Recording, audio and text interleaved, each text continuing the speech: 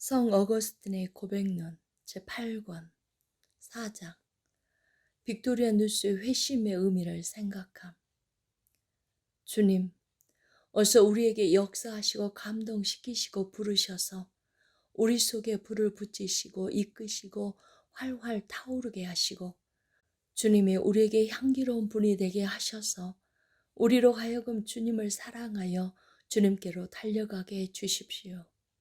빅토리 누스보다 더 깊은 어둠의 음부에 있다가 주님이 주시는 빛을 받아서 그 어둠으로부터 나와서 주님께로 돌아간 자들이 헤아릴 수 없이 많이 있지 않았습니까? 왜냐하면 주님은 그 빛을 받은 자들에게는 하나님의 자녀가 되는 권세를 주셨기 때문이었습니다. 하지만 그들이 사람들 사이에서 별로 알려져 있지 않은 자들인 경우에는 그들을 알고 있던 사람들이 느끼는 기쁨조차도 덜할 수밖에 없습니다. 반면에 많은 사람들이 함께 기뻐하는 경우에는 사람들은 서로에게서 불을 가져와서 자기 자신을 더욱 뜨겁게 하는 까닭에 각 사람의 기쁨도 한층 더 커지게 됩니다.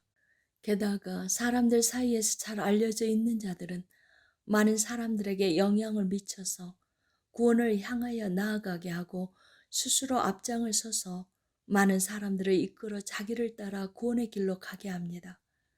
그러므로 그들보다 먼저 구원의 길을 가고 있는 사람들이 그들을 보고 크게 기뻐하는 이유는 단지 그들이 주님을 믿고 구원을 받았기 때문만이 아니라 그들로 인하여 더 많은 사람들이 구원을 얻게 될 것임을 알기 때문입니다.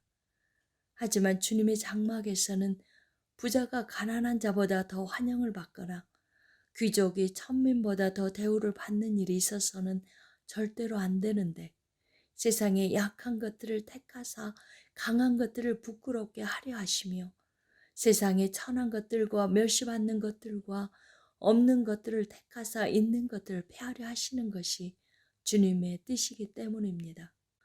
주님은 사도 중에 가장 작은 자로 자처한 바울의 입을 통해서 이 말씀을 하셨는데 사도 바울은 서기오 바울과 영적으로 싸워서 그의 교만을 꺾은 후에 그리스도의 가벼운 멍에를 맨 큰 왕의 평범한 신민이 되게 하고 나서 자기에게 그토록 큰 승리를 허락하신 분이 주님이시라는 것을 잊지 않기 위해서 자신의 이전의 이름은 사울 대신에 바울로 불리기를 원하였습니다. 원수마귀가 어떤 사람을 좀 더 강력하게 장악하고 있거나 어떤 사람을 이용해서 다른 많은 사람들을 장악하고 있는 경우에는 우리가 그 사람을 얻게 되면 마귀는 그렇지 않은 경우보다 더 큰 타격을 입게 됩니다. 당시의 마귀는 귀족이라는 이름을 이용해서 로마의 귀족들을 교만하게 하여 좀 더 확고하게 그들을 장악하고 있었고 그 귀족들의 권위를 이용해서 수많은 사람들을 장악하고 있었습니다. 아울러 마귀는 빅토리누스의 영혼을 아주 확고하게 장악하고 있어서 그 영혼은 마귀의 난공불락의 요새나 다름없었고 빅토리누스의 혀는 마귀가 수많은 사람들의 영혼을 죽이기 위하여 사용해온 아주 강력하고 날카로운 무기였는데 세상 사람들은 그의 영혼과 혀를 아주 대단하게 여기고 있었습니다. 그래서 우리의 왕께서 이 강한 자를 결박하시고 이 강한 자가 사용하던 도구를 취하셔서 깨끗하게 하셔서 주님의 영광을 위하여 쓰임받게 합당하게 하시고 주님을 섬겨서 모든 선한 일들을 하게 하시는 것을 주님의 자녀들이 보고서 이루 말할 수 없이 기뻐한 것은 너무나 당연한 일이었습니다. 제5장 나의 결단을 방해한 정욕이라는 습성. 주님의 사람이 심플리키아누스가 빅토리아 누스에 관한 이러한 이야기를 내게 들려주었을 때 그를 본받고 싶다는 열망으로 내 마음은 뜨거워졌는데 사실 이것이 그가 내게 이런 이야기를 해준 목적이었습니다.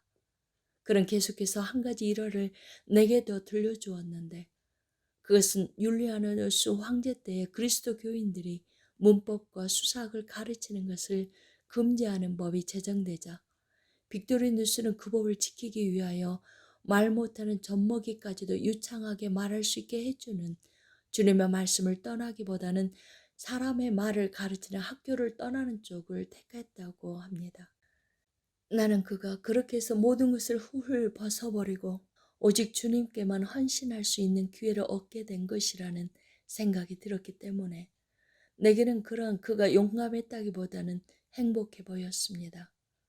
내 자신도 그렇게 되기를 간절히 바랐지만 나는 다른 사람의 쇠사슬이 아니라 내 자신의 의지의 쇠사슬에 묶여 있었습니다.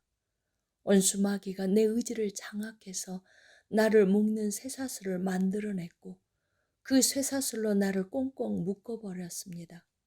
뒤틀린 의지로부터 정욕이 생겨났고 계속해서 정욕을 쫓다 보니 습성이 만들어졌으며 습성을 대적하지 않았더니 필연이 만들어졌습니다.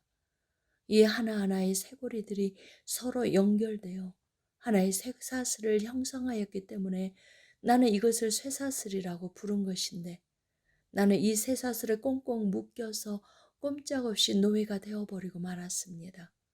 이제 내게는 유일하게 확실히 아름답고 향기로우신 하나님을 아무런 조건 없이 경배하고 즐거워하고자 하는 새로운 의지가 생겨나기는 했지만 오랫동안 나를 장악해와서 아주 강력한 힘을 지니게 된 옛 의지를 이기기에는 역부족이었습니다. 이렇게 두 의지, 즉 옛 의지와 새로운 의지, 또는 육을 따르는 의지와 영을 따르는 의지가 내 안에서 서로 다투고 싸웠고 이 둘의 불화로 인하여 내 영혼은 갈기갈기 찢어졌습니다. 내 자신의 이러한 직접적인 경험을 통해서 나는 내가 성경에서 읽을 말씀, 즉 육체의 소욕은 성령을 거스리고 성령은 육체를 거스르나니 라는 말씀이 무슨 의미인지를 깨닫게 되었습니다. 분명히 내게는 두 가지의 의지가 있었지만 내 마음은 내가 옳지 않다고 생각하는 것을 행하고자 하는 의지보다는 내가 옳다고 생각하는 것을 행하고자 하는 의지 쪽으로 더 많이 기울어 있었습니다. 왜냐하면 내가 옳지 않다고 생각하는 것을 행하고자 하는 의지가 내게 있는 것은 분명했지만 그것은 많은 부분 내가 적극적으로 원해서 생겨난 의지가 아니었고 나는 원하지 않는데도 나의 또 다른 의지를 거슬러서 그런 의지가 내 안에서 활동하고 있는 것이었기 때문이었습니다. 하지만 그러한 습성화된 의지가 나를 거슬러 싸우게 된 것도 사실은 내 책임이었습니다. 왜냐하면 지금 내 자신이 내가 원하지 않는 모습으로 있게 된 것도 사실은 내가 원해서 그렇게 된 것이었기 때문이었습니다. 그러므로 죄인에게 형벌이 내려졌을 때 그것은 지극히 합당하고 의로운 일인데 누가 감히 그것은 잘못된 일이라고 반기를 들거나 항변할 수 있겠습니까? 나는 전에는 내가 아직 진리를 확실히 알지 못하기 때문에 세상을 버리고서 주님을 섬길 수 없다고 변명할 수 있었지만 이제는 그런 변명도 더 이상 할 수 없게 되었습니다. 왜냐하면 나는 이제 진리를 확실하게 알았기 때문이었습니다.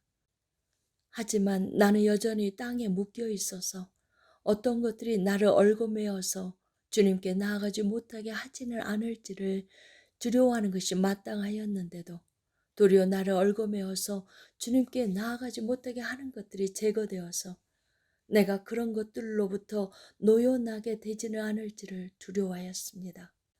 이렇게 나는 세상의 짐들에 의해서 적당히 기분 좋게 눌려서 잠에 취해 있는 사람과 같았고 내가 주님을 생각하고 묵상한 것은 그 잠에서 깨어나려고 하는 것과 같았지만 그럴 때마다 너무 졸려서 잠을 이기지 못하고 또다시 깊은 잠 속으로 떨어지고 말았습니다.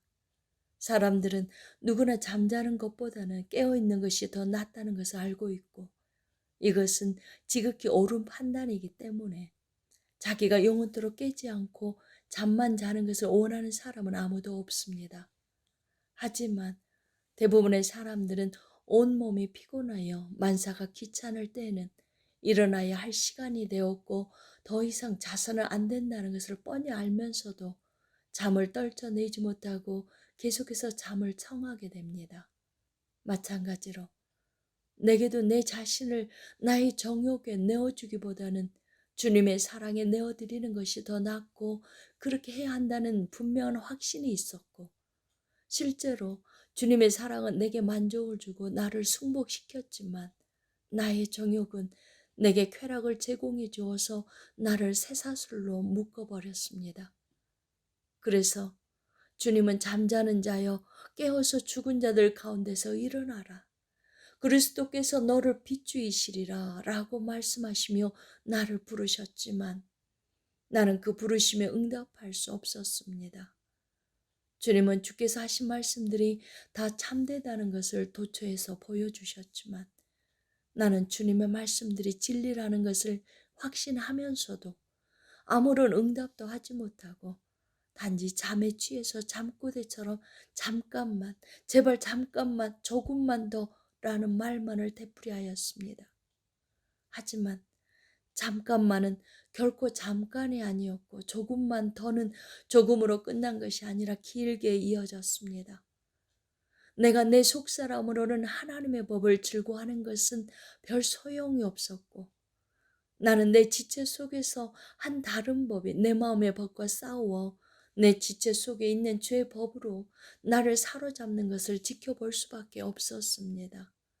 여기에서 죄의 법은 내 안에 굳어진 습성의 폭정을 가리키는데 이 습성은 나의 마음을 장악해서 내가 원하지 않는 곳으로 이리저리 끌고 다닙니다. 하지만 그 습성이라는 것도 결국은 전에 내가 원해서 나의 의지로 만들어낸 것이기 때문에 이제 와서 내가 그 습성에 의해서 끌려다닌다고 해도 나로서는 아무런 할 말이 없습니다. 오라 나는 공고한 사람이로다. 우리 주 예수 그리스도로 말미암은 하나님의 은혜 외에 누가 이 사망의 몸에서 나를 건져내랴.